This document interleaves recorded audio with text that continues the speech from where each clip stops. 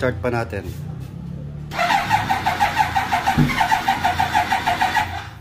Wala guys, lobat na. Huwag na natin pilitin, baka masira lang yung battery natin.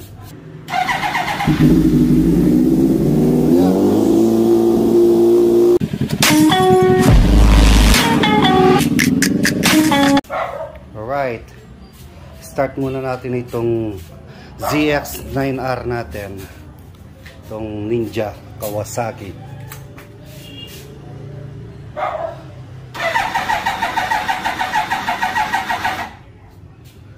Chok.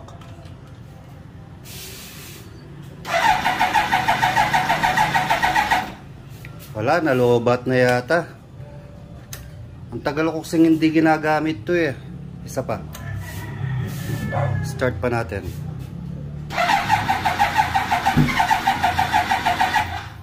Wala guys, lobat na.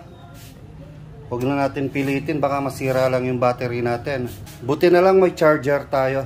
Ito ang charger natin guys. Ayan, ito yung gagamitin natin pang-charge dito sa ZX-9R. Ito guys, bali may positive negative naman to. Ito dito positive, ito naman yung negative na black. Ayan, saksak muna natin dun sa outlet. Kukuha muna ako ng extension. Ito guys, bali nakasaksak na siya sa extension natin papunta dun sa outlet. Ito na siya oh. Ayan oh, lobat talaga yung natin battery. Ayan, bali 1 bar lang siya. Ayan, gumagalaw siya oh. Siguro hintayin natin matapos to hanggang 1 oras lang. Kasi hindi lang ako first time nag-charge ngayon eh. Bali pangatlong charge ko na ito. Kaya napakaganda talaga na itong nabili kong charger para sa battery ng sasakyan tsaka sa battery ng motor. Ayan, pwede ito. Pwede rin sa 24 volts to. Mamaya i-update ko kayo. I-start natin siya. 1 click lang siya niyan. A few moments later. Ito na guys oh, full charge na siya. Bali hindi na gumagalaw. Ayan, ibig sabihin yan full charge na siya. Patayin na natin itong battery charger natin. Tanggalin muna natin itong mga positive tsaka negative nya. Ayan, bali natanggal na lahat yan. Ngayon kunin natin itong susi. Start natin siya kung mag-start na siya. Ayan, chok muna natin siya. Ito guys.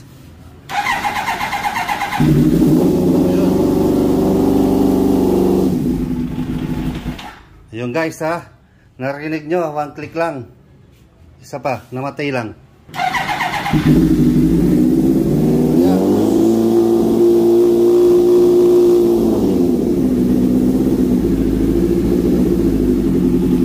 Ayun guys, bali 1 click lang siya, di ba?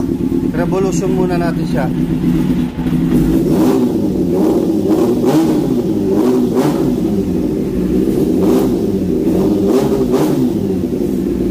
Ang angas.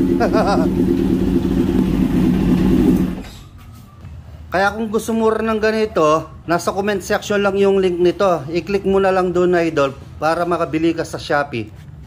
Ayan, ayos.